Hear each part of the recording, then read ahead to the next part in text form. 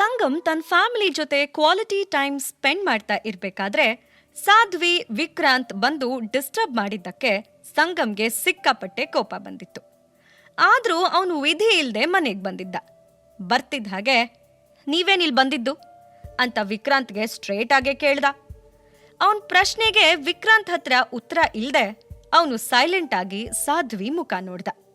ಆಗ ಸಾಧ್ವಿ, ಆಕ್ಚುಲಿ ಅದೇನಂದ್ರೆ ಮಾಲ್ತಿ ಆಂಟಿನ ಮೀಟ್ ಮಾಡಿ ತುಂಬಾ ದಿನ ಆಗಿತ್ತು. ಅವರು ಗೋಡಂಬಿ ಹಾಕಿ ಮಾಡೋ ತೊಂಡೆಕಾಯಿ ಪಲ್ಯ ತುಂಬ ನೆನಪಾಗ್ತಿತ್ತು. ನಾನು ಇಂಡಿಯಾಗೆ ಬಂದಾಗಿಂದ ಅವ್ರನ್ನ ಮೀಟ್ ಮಾಡಬೇಕು ಅಂತ ಅಂದ್ಕೊಂಡಿದ್ದೆ, ಆದರೆ ಅದು ಸಾಧ್ಯ ಆಗಿರಲಿಲ್ಲ. ಅದಕ್ಕೆ ತೊಂಡೆಕಾಯಿ ಪಲ್ಯ ತಿನ್ನೋ ವಿಶ್ ಇವತ್ತೇ ಯಾಕೆ ಪೂರ್ತಿ ಆಗಬಾರ್ದು ಅಂತ ಅನ್ನಿಸ್ತು. ನೀನಂತೂ ನಮ್ಮನ್ನೆಲ್ಲ ಮರ್ತೇ ಬಿಟ್ಟಿದ್ಯಾ, ಅದಕ್ಕೆ ನಾವೇ ಬಂದ್ವಿ ಅಂತ ಸಂಗಮ್ನೆ ನೋಡ್ತಾ ಹೇಳಿ ಸ್ಮೈಲ್ ಮಾಡಿದ್ಲು.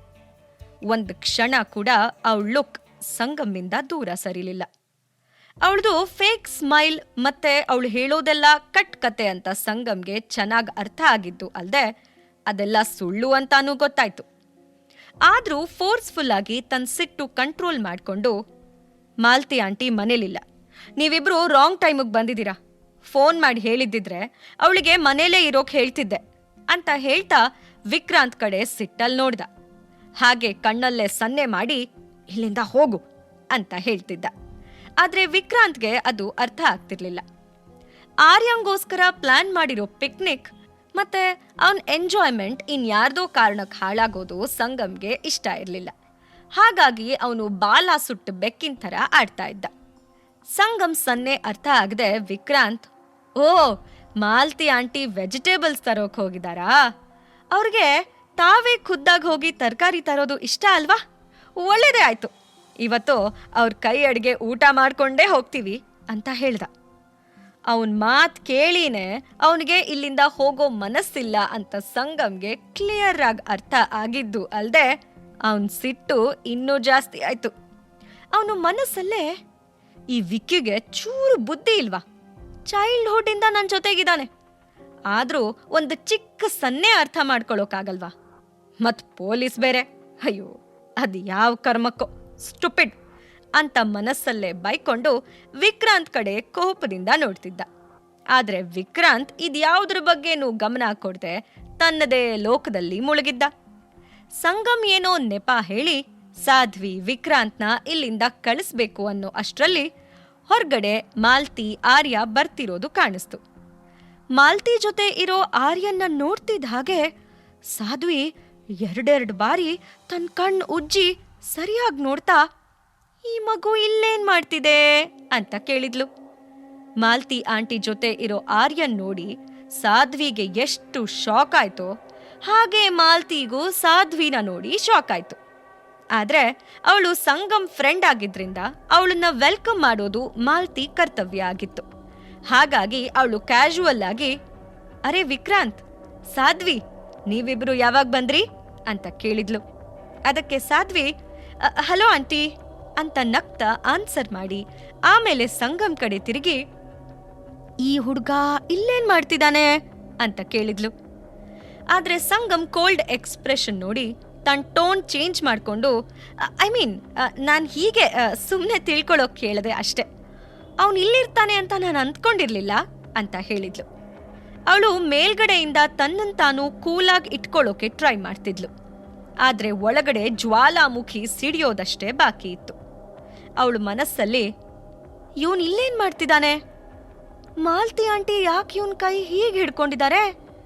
ಇವನ್ ಇಲ್ಲಿದ್ದಾನೆ ಅಂದ್ರೆ ಇವನಮ್ಮ ಅವಳು ಇಲ್ಲೇ ಇದ್ದಾಳ? ನೋ, ಹಾಗೆಲ್ಲ ಆಗೋಕೆ ಸಾಧ್ಯ ಇಲ್ಲ. ಹಾಗೇನಾದ್ರೂ ಆಗಿದ್ದಿದ್ರೆ ನನಗೆ ಗೊತ್ತಾಗ್ತಿತ್ತು. ವಾಟ್ಸ್ ಗೋಯಿಂಗ್ ಆನ್ ಅಂತ ಯೋಚಿಸ್ತಾ ತಲೆ ಕೆಟ್ಟು ಹೋಗಿದ್ದು ಅಲ್ದೆ ಮನಸ್ಸಲ್ಲಿ ಜೆಲಸ್ ಫೀಲ್ ಜಾಸ್ತಿ ಆಗ್ತಾ ಹೋಯ್ತು. ಸಂಗಮ್ ಮಾಲ್ತಿ ಹತ್ರ ಏನಾಯ್ತು, ಯಾಕಿಷ್ಟು ಬೇಗ ಬಂದ್ರಿ ಅಂತ ಕೇಳ್ದ.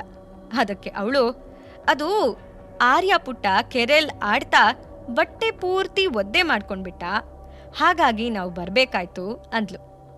ಸಂಗಮ್ಗೆ ಸಾಧ್ವಿಗೆ ವಿಷಯ ಗೊತ್ತಾದ್ರೆ ಅನ್ನೋ ಭಯಕ್ಕಿಂತ ಆರ್ಯನ್ ಬಗ್ಗೆ ಕಾಳಜಿ ಜಾಸ್ತಿ ಇತ್ತು.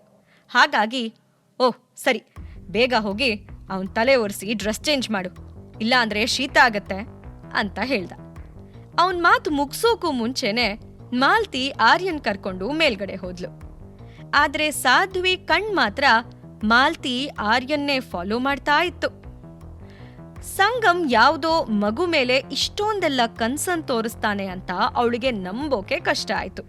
ಅದು ಅಲ್ದೆ ಮಾಲ್ತಿ ಆರ್ಯನ್ನ ಟ್ರೀಟ್ ಮಾಡ್ತಿರೋ ರೀತಿ ನೋಡಿ ಸಾಧ್ವಿ ಮನಸ್ಸಲ್ಲಿ ಡೌಟ್ಸ್, ಜೆಲಸ್ ಇನ್ನೂ ಜಾಸ್ತಿ ಆಗ್ತಾ ಹೋಯ್ತು. ಅವಳಿಗೆ ತಡ್ಕೊಳ್ಳೋಕೆ ಸಾಧ್ಯ ಆಗದೆ, ಸಂಗಮ್, ಈ ಆರ್ಯನ್ನ ಮಾಲ್ತಿ ಆಂಟಿ ಎಲ್ಲಿಗೆ ಕರ್ಕೊಂಡು ಹೋದ್ರು? ಐ ಮೀನ್, ಅವನ್ ರೂಮು ಇದೆಯಾ ಇಲ್ಲಿ? ಮತ್ತವನು ಅಂತ ಕೇಳಿ ಆರ್ಯ ಈ ಮನೆಗೆ ಎಷ್ಟು ಕ್ಲೋಸ್ ಅಂತ ತಿಳ್ಕೊಳ್ಳೋಕೆ ಪ್ರಯತ್ನ ಮಾಡಿದ್ಲು. ಯಾಕೆ ಅಂದ್ರೆ ಅದ್ರ ಆಧಾರದ ಮೇಲೇನೆ ಅವಳು ಇಂಚರ ಬಗ್ಗೆ ತಿಳ್ಕೊಳ್ಳೋಕೆ ಸಾಧ್ಯ ಆಯ್ತು. ಆದ್ರೆ ಸಂಗಮ್ ಅವಳು ಯಾವ ಕ್ವೆಶ್ಚನ್ಸ್ಗೂ ಎಂಟರ್ಟೈನ್ ಮಾಡ್ದೆ, ಈಗ ಹೇಗೂ ಆಂಟಿ ಬಂದ್ಲು, ಸೊ ನೀವು ಊಟಕ್ಕೆ ಇಲ್ಲೇ ಇರ್ಬೋದು ಅಂತ ಹೇಳಿ ಅವನು ಮೇಲ್ಗಡೆ ಹೊರಟ. ಕೊನೆಗೂ ವಿಕ್ರಾಂತ್ಗೆ ಅವನ ಕಂಡೀಷನ್ ಅರ್ಥ ಆಗಿ, ಬ್ರೋ, ನಾವು ಹೊರಡ್ತೀವಿ ಮತ್ತು ಊಟಕ್ಕಿರಲ್ಲ, ಸಡನ್ ಆಗಿ ಒಂದು ಕೆಲಸ ನೆನ್ಪಾಯ್ತು ಅಂತ ಹೇಳ್ದ. ಅದನ್ ಕೇಳಿ ಸಂಗಮ್ ಮನಸ್ಸಲ್ಲೇ, ಅಬ್ಬಾ, ಲೇಟ್ ಆಗಾದ್ರೂ ಇವನಿಗೆ ಅರ್ಥ ಆಯ್ತಲ್ಲ, ಲೇಟ್ ಲತೀಫಾ ಅಂತ ಅಂದ್ಕೊಂಡ. ವಿಕ್ರಾಂತ್ ಸಾಧ್ವಿ ಕೈ ಹಿಡ್ಕೊಂಡು, ನಡಿ ಸಾಧ್ವಿ ಅಂತ ಹೇಳಿ ಮನೆಯಿಂದ ಹೊರಗಡೆ ಹೊರಟ. ಚಿಕ್ಕಮ್ಮವ್ರೆ, ನೀವು ಇದ್ರ ಬಗ್ಗೆ ಜಾಸ್ತಿ ತಲೆ ಕೆಡಿಸ್ಕೊಳ್ಳೋಕ್ ಹೋಗ್ಬೇಡಿ. ಸಾಧ್ವಿ, ವಿಕ್ರಾಂತ್, ಸಂಗಮ್ 3 ಜನ ಚಿಕ್ಕಂದಿಂದಲೂ ಬೆಸ್ಟ್ ಫ್ರೆಂಡ್ಸ್ ಅಷ್ಟೇ, ಅದನ್ ಬಿಟ್ಟು ಬೇರೆ ಏನೂ ಇಲ್ಲ ಅಂದ್ಲು. ಅದನ್ ಕೇಳಿ ಇಂಚರ ನಗ್ತಾ, ಹಾ ಆಂಟಿ, ನನಗ್ ಗೊತ್ತು ಅಂದ್ಲು. ಆರ್ಯ ಅಲ್ಲಿಂದ ಹೋಗ್ತಿದ್ದ ಹಾಗೆ ಮಾಲ್ತಿ ಇಂಚರ ಹತ್ರ, ಅದೇನು ಅಂದ್ರೆ ಚಿಕ್ಕಮ್ಮವ್ರೆ, ಚಿಕ್ಕಂದಿನಿಂದ 3 ಜನ ಒಂದೇ ಸ್ಕೂಲ್ನಲ್ಲಿ ಓದಿದ್ದಾರೆ. ಈ ಸಾಧ್ವಿ ದೊಡ್ಡೋಳಾದ್ಮೇಲೂ ಸಂಗಮ್ ಜೊತೆಗೆ ಇರೋಕೆ ಇಷ್ಟಪಡ್ತಿದ್ಲು. ಅವನ್ ಹಿಂದೆ ಮುಂದೆನೆ ಹಾಡ್ತಾ ಕುಣಿತಾ ಇರ್ತಿದ್ಲು. ಆದ್ರೆ ಸಂಗಮ್ ಯಾವತ್ತೂ ಅವಳನ್ನ ತಂಗಿ ತರಾನೇ ಟ್ರೀಟ್ ಮಾಡ್ತಾನೆ ಅಂತ ಹೇಳಿದ್ಲು. ಸಂಗಮ್ ಕ್ಯಾರೆಕ್ಟರ್ ಎಷ್ಟು ಕ್ಲೀನ್ ಅಂತ ಇಂಚರಾಗೆ ಅರ್ಥ ಮಾಡಿಸಿ ಅವಳ ಸಂಗಮ್ ಮಧ್ಯೆ ಏನೂ ತೊಂದರೆ ಬರದೇ ಇರೋ ಹಾಗೆ ಮಾಡೋದೇ ಮಾಲತಿ ಉದ್ದೇಶ ಆಗಿತ್ತು. ಅವಳ ಮಾತಲ್ಲಿರೋ ಗಾಬರಿ ನೋಡಿ ಇಂಚರ, ಅಯ್ಯೋ ಆಂಟಿ, ಚಿಲ್, ನಾನು ಅಷ್ಟೊಂದೆಲ್ಲ ಯೋಚನೆನೇ ಮಾಡೋಕ್ ಹೋಗಿಲ್ಲ, ತಗೊಳ್ಳಿ, ಬಿಸಿ ಬಿಸಿ ಟೀ ಕುಡಿರಿ ಅಂತ ಹೇಳ್ತಾ ತನ್ನ ಮುಂದೆಗಡೆ ಇರೋ ಟೀ ಪಾಟಿಂದ ಕಪ್ಪಿಗೆ ಟೀ ಹಾಕಿ ಅದನ್ನ ಮಾಲ್ತಿ ಮುಂದೆ ಇಟ್ಲು. ಆಗ ಮಾಲ್ತಿ, ಚಿಕ್ಕಮ್ಮವ್ರೆ, ನೀವು ಎಷ್ಟು ಚೆನ್ನಾಗಿ ಅರ್ಥ ಮಾಡ್ಕೋತೀರಾ? ನಿಮ್ಮನ್ನ, ನಿಮ್ಮ ಗುಣನ ನೋಡ್ತಿದ್ರೆ ನಿಮ್ಮ ಅಪ್ಪ ಅಮ್ಮ ನಿಮಗೆ ಅದೆಷ್ಟು ಒಳ್ಳೆ ಸಂಸ್ಕಾರ ಕೊಟ್ಟಿದ್ದಾರೆ ಅಂತ ಅನ್ಸತ್ತೆ. ನಿಮ್ಮ ಥರ ಮಗಳನ್ನ ಪಡೆಯೋಕೆ ಅವರು ತುಂಬಾನೇ ಪುಣ್ಯ ಮಾಡಿರಬೇಕು ಅಂದ್ಲು. ಆ್ಯಕ್ಚುಲಿ ಅವಳಿಗೆ ಇಲ್ಲಿ ತನಕ ಇಂಚರ ಫ್ಯಾಮಿಲಿ ಬಗ್ಗೆ ಸತ್ಯ ಏನೂ ಗೊತ್ತಿರಲಿಲ್ಲ. ಆದರೆ ಇಂಚರ ಜೊತೆ ಇದ್ದು ಅವಳ ಗುಣ ನೋಡಿ ಅವಳ ಕುಟುಂಬ ತುಂಬ ಚೆನ್ನಾಗಿರ್ಬೇಕು ಅಂತ ಮಾಲ್ತಿಗೆ ಅನ್ನಿಸ್ತು. ಅವಳ ಮಾತು ಕೇಳಿ ಇಂಚರಾಗೆ ಹೇಳೋಕೆ ಏನೂ ಉಳಿದಿರಲಿಲ್ಲ. ಹಾಗಾಗಿ ಅವಳು ಜಾಸ್ತಿ ರಿಯಾಕ್ಟ್ ಮಾಡದೆ ಜಸ್ಟ್ ತಲೆ ಆಡಿಸಿದ್ಲು. ಪಾಕೆಟ್ ಎಫ್ಎಂ ಆಡಿಯೋ ಸೀರೀಸ್ ಆದಂಥ ಪ್ರೇಮಲೋಕ ಕಥೆನ ಈಗಲೇ ಕೇಳಿ.